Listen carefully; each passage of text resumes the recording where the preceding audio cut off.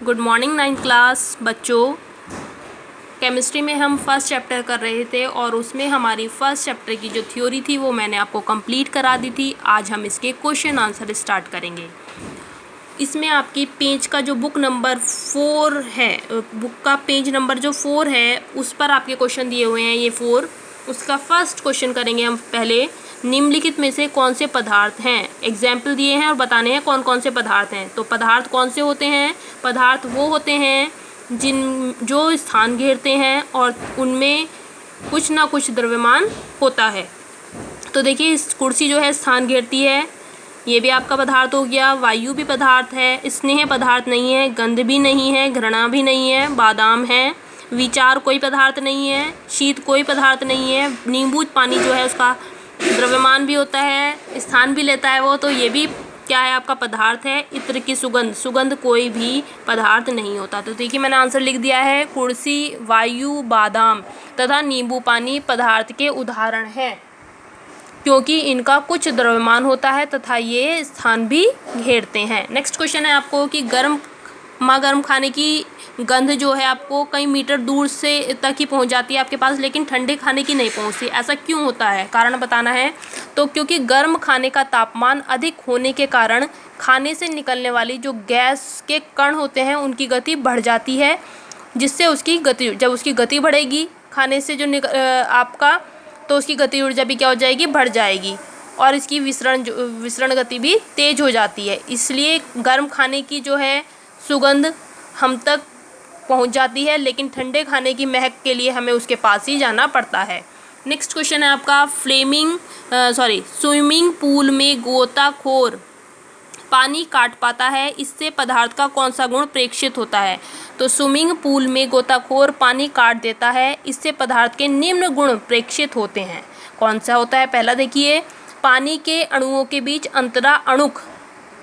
अंतराअणुक दूरी जो होती है वो अधिक होती है। पदार्थ के अणुओं के बीच अंतराअणुक दूरी जो होती है अधिक होती है।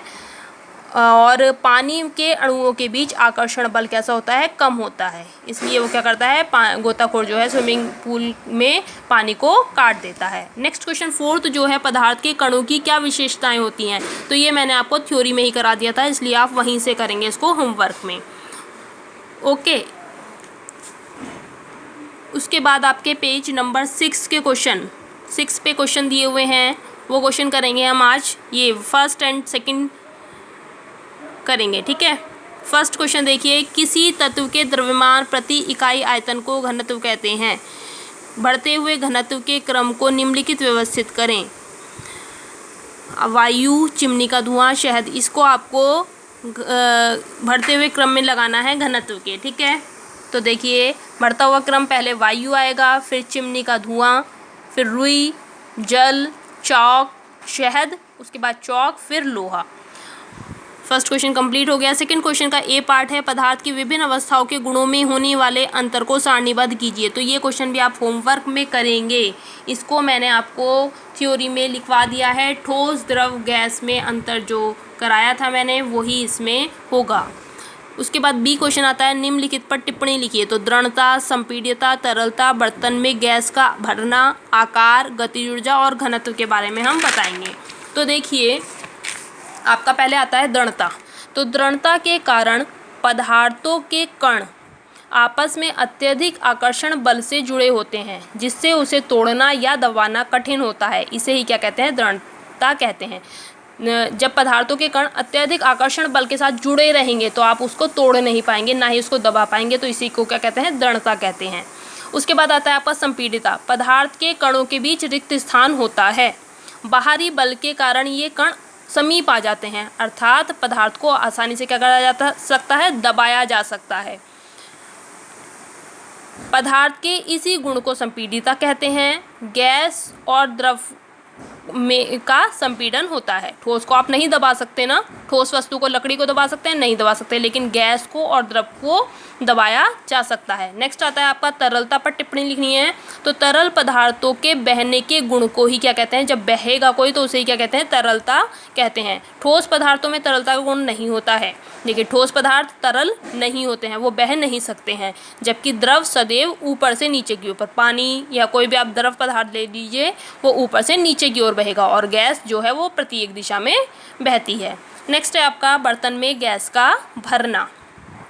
जब गैस को बर्तन में डाला जाता है तो गैस के कण सभी दिशाओं में तीव्र गति से चलते हैं। क्या होते हैं? वो तीव्र गति से इधर उधर मूवमेंट करने लगेंगे तथा बर्तन में पूरी तरह क्या होते हैं? फैल जाते हैं। बर्तन को पूरी तरह और बर्तन को क्या करते हैं? पूरी तरह भर देते हैं। नेक्स्ट आता है आपका आकार। वस्तु जितना स्थान घेरती है, आकार, कोई लकड़ी का गुटका लीजिए, बुक लीजिए, जहाँ भी आप रखेंगे जितना स्थान घेरेगी उसी को क्या बोलेंगे? आप आकार बोलेंगे। तो वस्तु जितना स्थान घेरती है उसे उस वस्तु का क्या कहते हैं? आकार कहते हैं। नेक्स्ट टॉपिक है आपका गतिज ऊर्जा।